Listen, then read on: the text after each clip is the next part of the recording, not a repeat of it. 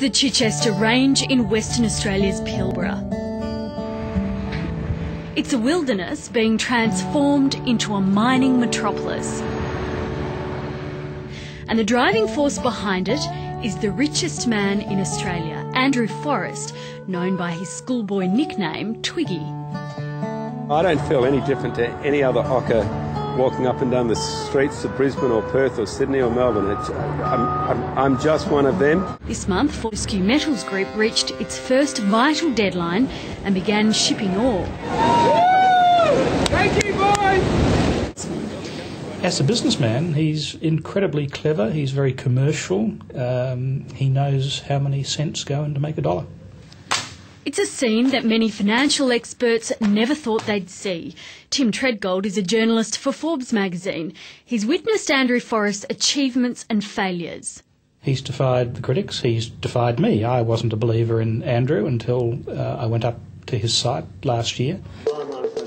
Andrew Forrest is an economics graduate who became a successful stockbroker in the 1980s. His first foray into a major mining project was in the 1990s when he took the reins of a nickel company, Anaconda. The project failed to deliver on its promises, and after pressure from major shareholders, Andrew Forrest walked away. 2 years later, and he was back, taking the reins of an iron ore company which he called Fortescue Metals Group. But after the Murrin misadventure, Australian investors were sceptical and reluctant to get behind him.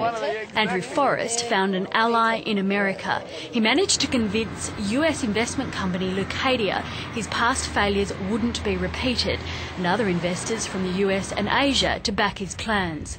In 5 years, FMG's raised almost $3.5 billion, built a railway, a port and an iron ore mine. There have been high-profile stoushes with BHP and Rio Tinto over access to rail lines, and ASIC's also taking Andrew Forrest to court after he allegedly talked up a deal involving a Chinese consortium. I don't know what people say or not, Di. I know who I am. I love to create and I love to lead and I love to inspire. If you're prepared to back me, I'm prepared to back you. And he's never been frightened about taking a risk and believes that the milestones that he's achieved this month has proved to his doubters that he can gamble and win.